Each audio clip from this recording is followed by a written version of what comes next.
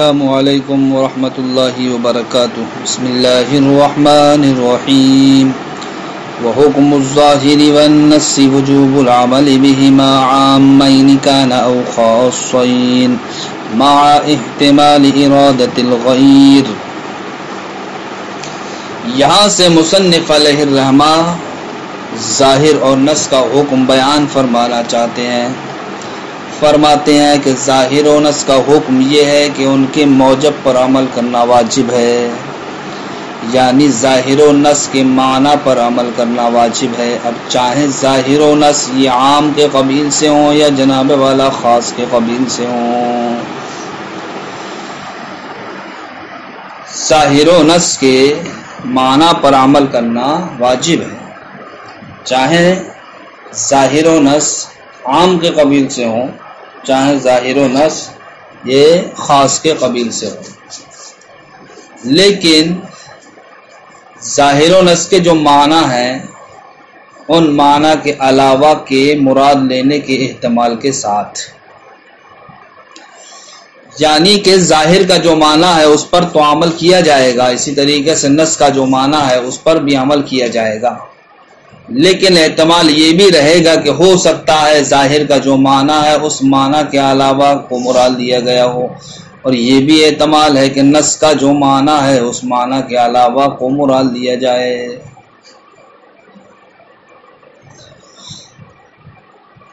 تو یہ احتمال ظاہر و نص میں باقی رہے گا، اگرچہ ظاہر و نص کا جو معنی ہے اس معنی پر عمل کرنا واجب ہے.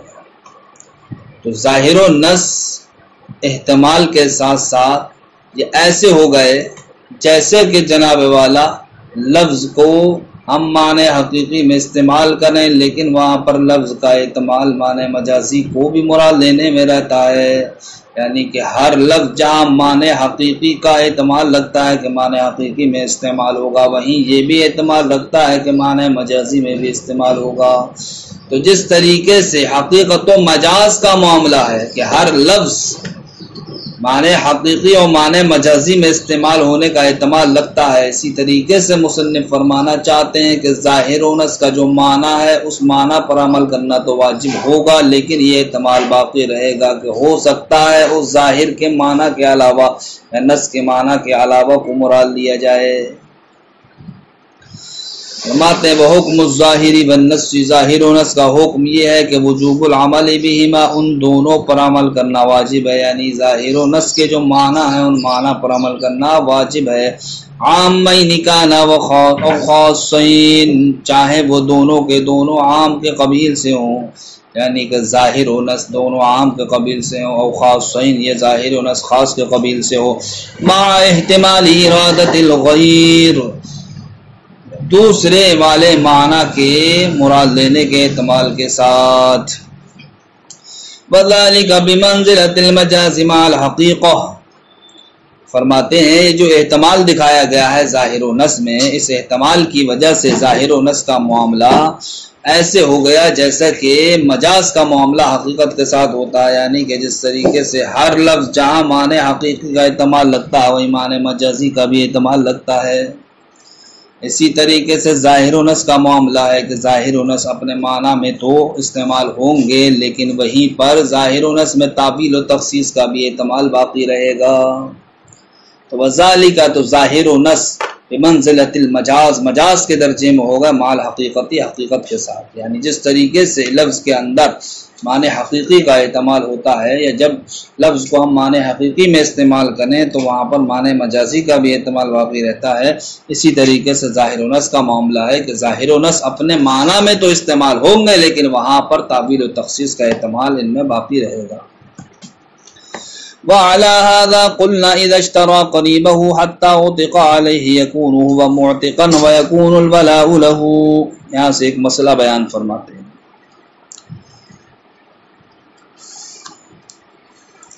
کہ مسئلہ یہ ہے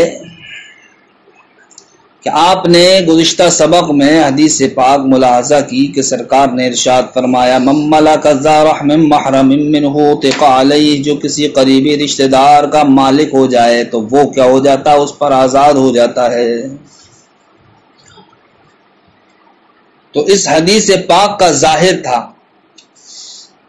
یہ کہ حدیث پاک کو سنتے ہی ہمیں کیا پتہ چل گیا کہ قریبی رشتہ دار پر بھی ملکیت ثابت ہو جاتی ہے، اس لیے کہ اگر ملکیت ثابت نہیں ہوگی تو پھر وہ آزاد کیسے ہوگا، کیونکہ وہ چیز کہ جس میں انسان کی ملکیت نہ ہو اس کو وہ آزاد نہیں کر سکتا، کیونکہ نبی کریم صلی اللہ علیہ وسلم کا فرمان ہے لا عتق فیما لا یملک ابن آدم، کہ اس میں کوئی آزادی نہیں کہ جس کا ابن آدم مالک نہیں۔ لہذا جب قریبی رشتہ دار کو خریدنے کی وجہ سے قریبی رشتہ دار آزاد ہو جا رہا ہے تو اس سے ہم کو یہ پتہ چلے گا کہ اولاً قریبی رشتہ دار کو خریدنے والا وہ اس کا کیا بنے گا، مالک بنے گا، پھر مالک بننے کے بعد وہ جناب والا قریبی رشتہ دار اس پر آزاد ہو جائے گا۔ فرماتے ہیں کہ جب کسی انسان نے اپنے قریبی رشتہ دار کو خریدا تو اب خریدنے کی وجہ سے وہ کیا ہو گیا، اس پر آزاد ہو گیا، تو اب یہ خریدنے والا جناب والا کیا کہلائے گا، آزاد کرنے والا کہلائے گا۔ کیا کہلائے گا، آزاد کرنے والا، اس لیے کہ جب انسان نے کسی قریبی رشتہ دار کو خریدا تو حدیث پاک کے ظاہری معنی کی وجہ سے وہ کیا ہو گیا، اس کا مالک ہو گیا، اور مالک ہی کیا کہلاتا ہے، معتق کہلاتا ہے، یعنی کہ جو انسان کسی غلام کا مالک ہوتا ہے تو وہی کیا کہلاتا ہے، غلام کو آزاد کرنے والا کہلاتا ہے۔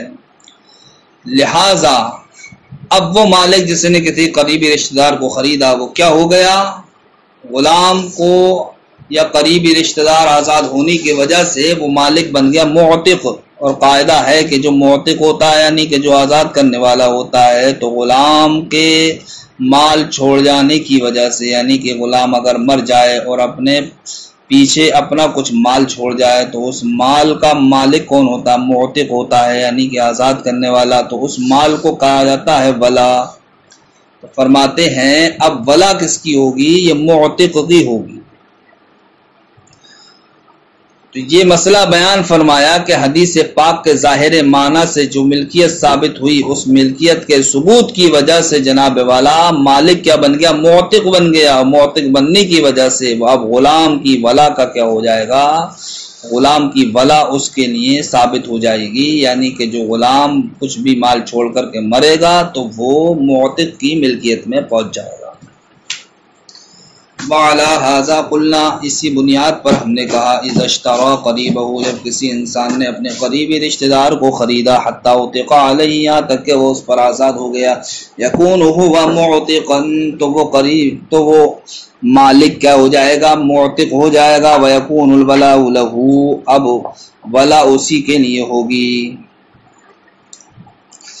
وانما يظهر التفاوت بينهما عند المقابلة، یہاں سے مصنف علیہ الرحمہ ظاہر و نص کے درمیان فرق کو اجاگر فرمانا چاہتے ہیں۔ اس فرق کو ملاحظہ کرنے سے پہلے آپ یہ بات ذہن میں رکھیں کہ ظاہر یہ نص کے مقابلے میں ادنا ہوتا ہے، اور نص مفسر کے مقابل میں ادنا، مفسر کے مقابلے میں ادنا، اور مفسر محکم کے مقابلے میں ادنا ہوتا ہے، یعنی کہ ظاہر اور نص کے مقابل ظاہر ادنا اور نص اعلیٰ ہوتا ہے، اور نص اور مفسر کے مقابل نص ادنا اور مفسر اعلیٰ ہوتا ہے، اور مفسر و محکم کے مقابل مفسر ادنا اور محکم کیا ہوتا ہے، اعلیٰ ہوتا ہے۔ اس بات کو ذہن میں رکھنے کے بعد اب آپ ملاحظہ کریں، اور ایک بات یہ بھی ذہن میں رکھیں کہ جب دو چیزیں ٹکرائیں ان میں سے ایک ادنا ہو اور دوسری کیا ہو، اعلیٰ ہو، تو ایسی صورت میں اعلیٰ پر عمل کیا جاتا ہے اور ادنا کو چھوڑ دیا جاتا ہے۔ تو آپ نے یہ جان لیا کہ ظاہر کا درجہ ادنا ہے نص کے مقابل، اور دوسری بات آپ نے یہ بھی جان لی کہ جو اعلیٰ ہوتا ہے اس پر عمل کیا جاتا ہے اور جو ادنا ہوتا ہے اس کو چھوڑ دیا جاتا ہے۔ فرماتے ہیں ظاہر و نص کے درمیان کیا فرق ہے، اس فرق کو وہ فرق اجاگر اس وقت ہوگا جبکہ ظاہر و نص کا کیا ہو، تقابل ہو، جب ظاہر و نص ایک دوسرے کے مقابل آئیں۔ مقابل بہی معنی آئے کہ ظاہر سے معنی اگر ثبوت کے طور پر ثابت ہوتا ہو تو پھر نص سے معنی نفی کے طور پر ثابت ہو رہا ہو۔ تو یہ ثبوت و نفی کے اعتبار سے تقابل ہو جائے گا، تب ایسی صورت میں ظاہر سے جو معنی ثابت ہو رہا ہوگا اس کو چھوڑ دیا جائے گا، اور نص کے ذریعے سے جو معنی ثابت ہو رہا ہوگا اس پر عمل کیا جائے گا۔ تو فرماتے ہیں ظاہر و نص کا جہاں تقابل ہو، اس کی مثال مثلا کسی مرد نے اپنی بیوی سے کہا طلقی نفسکی، تو اپنے آپ کو طلاق دے لے، تو اس کی بیوی نے کہا ابنت نفسی، میں نے اپنے آپ کو کیا کر لیا، جدا کر لیا۔ تو مصنف علیہ الرحمہ فرماتے ہیں عورت کا یہ کہنا ابنت نفسی، میں نے اپنے آپ کو جدا کر لیا، اس کے ذریعے سے طلاق واقع ہو جائے گی۔ لیکن اب سوال یہ ہے کہ کون سی طلاق واقع ہوگی، طلاق بائن واقع ہوگی یا طلاق رجعی واقع ہوگی؟ اس لیے کہ ابنتوں کا ظاہری معنی تو یہ ہے کہ طلاق بائن واقع ہو، اس لیے اس کا معنی ہوگا ابنت نفسی کہ میں نے اپنے آپ کو جدا کر لیا، تو جدائیگی تو طلاق بائن کی صورت میں ہوتی ہے۔ تو اب عورت کا یہ کہنا شوہر کے کلام کے مقابل میں ابنت نفسی، تو اس کا ظاہر معنی ابنت نفسی کا ہے کہ طلاق کون سی واقع ہو، طلاق بائن۔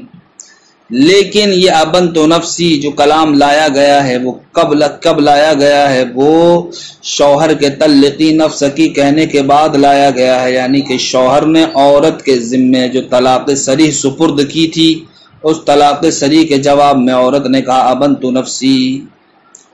تو طلقی نفسکی میں جو طلاق صریح شوہر نے اس کے سپرد کی ہے کہ جس سے طلاق رجعی واقع ہوگی، اس لیے کہ جب لفظ صریح کے ذریعے سے طلاق دی جاتی ہے تو اس سے طلاق رجعی واقع ہوتی ہے، لہٰذا اس طلاق رجعی کے جواب میں اس نے کیا کہا ابنت نفسی۔ تو اب اس جملے سے کون سی طلاق واقع ہونا چاہیے، طلاق رجعی واقع ہونا چاہیے۔ تو اب اگر ہم ظاہر معنی دیکھیں گے تو ظاہر معنی کے اعتبار سے ابنت نفسی سے طلاق بائن واقع ہونا چاہیے، لیکن اگر ہم یہ دیکھیں گے کہ یہ کس کلام کے مقابل لایا گیا ہے تو یہ طلاق رجعی کے مقابل کلام لایا گیا ابنت نفسی، تو اب ایسی صورت میں اس کے ذریعے سے طلاق رجعی واقع ہوگی۔ تو طلاق رجعی کا واقع ہونا یہاں پر جناب والا یہ ہوا نص، یعنی کہ ابنت نفسی یہ کلام لایا گیا طلاق رجعی کو واقع کرنے کے لیے، تو طلاق رجعی کے وقوع میں یہ کلام ہو گیا نص، اور طلاق بائن کے وقوع میں یہ کلام ہو گیا ظاہر۔ اور ابھی آپ کے سامنے یہ قاعدہ بیان کیا کہ ظاہر و نص جب آپس میں ایک دوسرے کے مقابل ہو جائیں تب ایسی صورت میں نص پر عمل کیا جاتا ہے اور ظاہر کو چھوڑ دیا جاتا ہے، لہذا اب عورت نے طلقی نفسکی کے مقابل ابنت نفسی کہا تو ابنت نفسی سے طلاق رجعی واقع ہوگی، نہ کہ طلاق بائن۔ فرماتے ہیں وَإِنَّمَا يَظْهَرُ التَّفَاوُتُ بَيْنَهُمَا جُزِينِ، ظاہر و نص کے درمیان جو فرق ظاہر ہوگا عند المقابلتی وہ مقابلے کے وقت ہوگا، ولہذا اسی وجہ سے لو قال لها اگر کسی انسان نے اپنی بیوی سے کہا طلقی نفسکی تو اپنے آپ کو طلاق دے لے، فقالت تو اس نے کہا ابنت نفسی میں نے اپنے آپ کو جدا کر لیا، یا قعد طلاق رجعیا تو ابنت نفسی کہنے کی وجہ سے طلاق رجعی واقع ہوگی، حالانکہ ابنت نفسی سے طلاق بائن واقع ہونا چاہیے تھی۔ طلاق رجعی کیوں واقع ہو رہی ہے؟ اس لیے واقع ہو رہی ہے لأن هذا نص فی الطلاق، اس لیے کہ ابنت نفسی یہ کلام نص ہے طلاق رجعی میں، ظاہر فی البینونتی اور طلاق بائن میں کیا ہے یہ کلام ظاہر ہے۔ فیترجح العمل بالنص، جب ظاہر و نص ٹکرا جائیں تب ایسی صورت میں عمل نص پر کیا جاتا ہے۔ فرماتے ہیں فیترجح العمل بالنص، تو ایسی صورت میں عمل نص پر راجح ہوگا۔ اسی طریقے سے نبی کریم صلی اللہ تعالی علیہ وسلم کا اہل عرینا کے لیے یہ فرمانا اشربوا من ابوالها والبانها کہ تم اونٹوں کے دودھ پیو اور اونٹوں کے پیشاب پیو۔ اہل عرینا یہ مدینہ شریف میں جب تشریف لائے تو ان کو مدینے کی آب و ہوا راس نہ آئی، جس کی وجہ سے ان کے پیٹ پھولنے لگے، تو سرکار نے ان کو حکم دیا کہ اونٹوں کی چراگاہ کے پاس، اونٹ جہاں باندھے جاتے ہیں ان اونٹوں کے باندھنے کی جگہ کے پاس اپنے بستر لگا لیں، وہیں قیام کریں، وہیں رہیں، اور اونٹوں کا پیشاب پئیں، اونٹوں کا دودھ پئیں۔ اونٹوں کا پیشاب اور اونٹوں کا دودھ پینے کی وجہ سے ان لوگوں کو شفا ملنے لگی۔ تو سرکار کے اس فرمان سے اشربوا من ابوالها والبانها، ہمیں اس کلام سے ہی سنتے ہی یہ بات پتہ چل گئی کہ اونٹوں کا پیشاب پینا کیا ہے، جائز ہے۔ اگر جائز نہیں ہوتا تو سرکار اہل عرینا سے پیشاب پینے کو نہیں کہتے۔ تو یہ تو ہو گیا اس کا ظاہر معنی۔ لیکن یہ کلام لایا کیوں گیا ہے؟ یہ کلام لایا گیا ہے شفا کو بتانے کے لیے کہ اہل عرینا کی شفا اونٹوں کے پیشاب میں اور اونٹوں کے دودھ میں۔ تو شفا کے تعلق سے یہ کلام ہو گیا نص، اور پیشاب کے پینے کے جائز ہونے کے تعلق سے یہ کلام ہو گیا ظاہر۔ ایک نبی کریم صلی اللہ علیہ وسلم کا دوسرا فرمان ہے، استنزہوا من البول فإن عامۃ عذاب القبر منہ، کہ اے لوگو تم پیشاب کی چھینٹوں سے بچو، اس لیے کہ عام طور پر جو عذاب قبر ہوتا ہے وہ اسی کی وجہ سے ہوتا ہے، یعنی کہ پیشاب کی چھینٹوں سے نہ بچنے کی بنیاد پر ہوتا ہے۔ تو یہ حدیث پاک اس بات کو بتانے کے لیے لائی گئی ہے کہ انسان کو پیشاب سے پرہیز کرنا چاہیے، انسان کو پیشاب سے پرہیز کرنا کیا ہے، واجب ہے۔ تو اب پیشاب سے بچاؤ کا وجوب اس تعلق سے یہ حدیث پاک دوسری والی جو آپ کے سامنے پیش کی گئی، یہ کیا ہوئی، نص ہوئی۔ تو دوسری حدیث پاک پیشاب سے بچاؤ پر دلالت کرتی ہے، اور پہلی والی حدیث یہ جناب والا پیشاب کے پینے کے جواز پر دلالت کرتی ہے۔ اب ہمیں یہ دیکھنا ہے کہ کون سے والے معنی پر عمل کیا جائے گا، پہلے والے حدیث کا جو ظاہر معنی اس پر عمل کیا جائے گا، یا دوسرے والے حدیث کا جو نص والا معنی اس پر عمل کیا جائے گا۔ تو فرماتے ہیں اسی قاعدے کے پیش نظر جب ظاہر و نص ٹکرا جائیں تب ایسی صورت میں عمل نص پر کیا جاتا ہے، کیونکہ نص یہ ظاہر کے مقابل اعلیٰ ہوتا ہے۔ تو فرماتے ہیں مصنف علیہ الرحمہ کہ جناب والا اب دوسری والی حدیث جس کا نص جس کا معنی نص کیا ہے، پیشاب سے بچنا، تو اب پیشاب سے بچنے کی بنیاد پر یہ کہا جائے گا کہ اونٹ کا پیشاب پینا بھی کیا ہے، جائز نہیں ہے بلکہ ناجائز ہے۔ کیوں؟ اس لیے کہ پہلی حدیث کی وجہ سے ظاہری طور پر ہم کو یہ معنی پتہ چلا تھا کہ شراب کے پیشاب کا پینا، اونٹ کے پیشاب کا پینا جائز، لیکن دوسری حدیث سے جو ہمیں پیشاب سے بچنے کا وجوب پتہ چلا وہ معنی نص کے طریقے پر پتہ چلا ہے۔ جو معنی نص ہم کو بتاتا ہے کہ پیشاب کا پینا جائز نہیں، جب ظاہر و نص ٹکرا جائیں تو عمل نص پر کیا جاتا ہے۔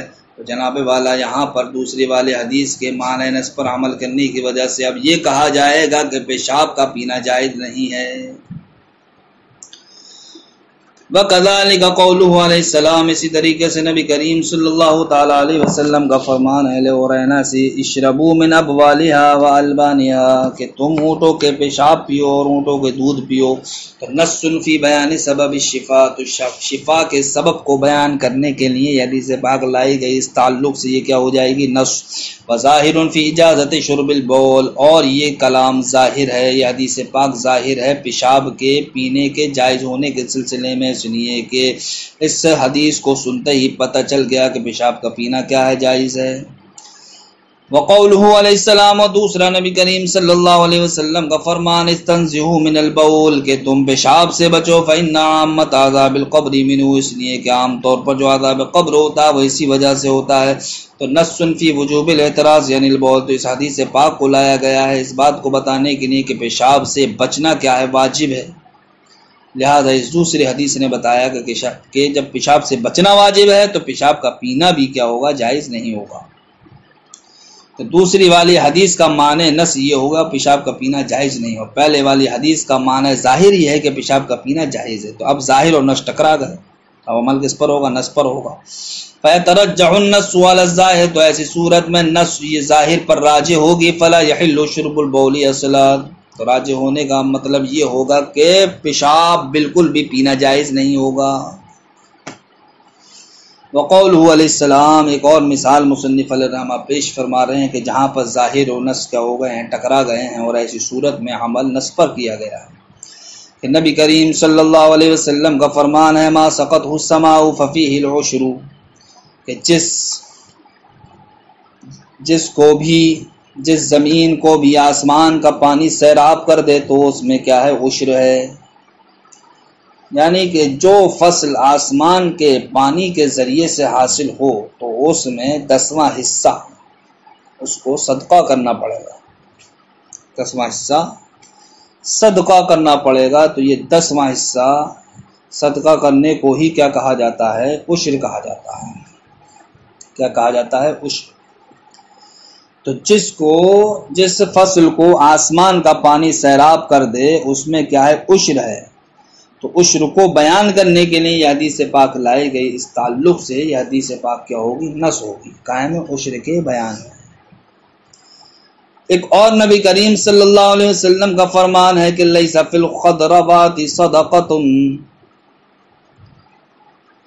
کہ سبزیوں میں صدقہ نہیں ہے۔ اس حدیث پاک میں بطور تعبیل صدقے سے مراد لیا گیا ہے عشر۔ تو اب مطلب یہ ہوگا کہ سبزیوں میں عشر نہیں ہے، سبزیوں میں عشر نہیں۔ تو اس حدیث پاک سے بطریقہ معول ہم کو یہ پتہ چلا کہ سبزیوں میں عشر نہیں ہے، لیکن پہلی حدیث پاک سے ہم کو پتہ چلا کہ جس کو بھی آسمان کا پانی سیراب کر دے اس میں عشر ہے۔ تو پہلے حدیث پاک جو عشر کے وجوب کو بتاتی ہے تو اس تعلق سے وہ حدیث کیا ہے؟ نص ہے۔ اور یہ دوسری حدیث پاک جو اس بات کو بتاتی ہے کہ سبزیوں میں عشر نہیں ہے، تو اس تعلق سے یہ حدیث پاک معول ہے۔ معول، اور معول جناب والا یہ ظاہر کے قبیل سے ہے۔ معول کیا ہے؟ یعنی کہ جو درجہ ظاہر کا ہے وہی درجہ کیا ہے؟ معول کا ہے۔ اور ابھی ما قبل میں آپ نے قاعدہ جانا کہ جب ظاہر و نص ٹکرا جائیں تب ایسی صورت میں عمل نص پر کیا جاتا ہے، لہذا اب یہاں پر جب نص اور معول ٹکرا گئے تو ایسی صورت میں عمل نص پر کیا جائے گا، اور کہا جائے گا کہ جناب والا جس کو بھی آسمان کا پانی سیراب کر دے اس میں عشر واجب ہے۔ وقولہ علیہ السلام، اور نبی کریم صلی اللہ علیہ وسلم کا فرمان، ما سقط السماء ففیہ العشر، جس کو آسمان کا پانی سیراب کر دے تو اس میں کیا عشر ہے۔ نص فی بیان العشر، تو یہ حدیث یہ کیا ہے؟ نص ہے عشر کے بیان میں۔ وقولہ علیہ السلام، اور نبی کریم صلی اللہ علیہ وسلم کا فرمان، لیس فی الخضراوات صدقۃ، کہ سبزیوں میں صدقہ نہیں، یعنی کہ عشر نہیں۔ کیوں میں عشر کا ترجمہ کر رہا ہوں؟ اس لیے کہ صدقہ یہ معول ہے فی نفی العشر، عشر کی نفی میں، یعنی کہ بطریق تعبیل صدقے سے مراد کیا لیا گیا؟ عشر لیا گیا ہے۔ کیوں؟ لأن الصدقہ، اس لیے کہ صدقہ تحتمل وجوہا، چند معنی کا احتمال رکھتا ہے۔ عشر کے معنی میں بھی استعمال ہوتا ہے اور عشر کے علاوہ میں بھی استعمال ہوتا ہے، لیکن یہاں پر بطریق تعبیل صدقہ مراد لیا گیا ہے، اس لیے کہ صدقہ بول کر کے اہل زبان کا ذہن جو جاتا ہے وہ عشر ہی کی جانب جاتا ہے۔ فَيَتَرَجَّحُ الْأَوَّلُ عَلَى الثَّانِي، لہذا ایسی صورت میں اول یہ راجح ہوگا دوسرے پر، یعنی کہ جو حدیث پاک سے معنی نص کے طریقے پر جس چیز کا ثبوت ہوا ہے اس کو ترجیح دی جائے گی اس پر کہ جس حدیث پاک میں بطریق تعبیل معنی کا ثبوت ہوا ہے۔ تو اب بطریق تعبیل نفی کا ثبوت، نفی ہم کو پتہ چلی تھی کہ سبزیوں میں عشر نہیں ہے، لیکن بطریق نص جو ہم کو پہلی حدیث سے پتہ چلا وہ یہ پتہ چلا کہ جس کو بھی آسمان کا پانی سیراب کر دو اس میں عشر ہے، لہذا ایسی صورت میں جب نص کو ترجیح دی جائے گی تو کہا جائے گا کہ جس کو بھی آسمان کا پانی سیراب کر دے اس میں کیا ہے؟ عشر ہے۔ السلام علیکم ورحمۃ اللہ وبرکاتہ۔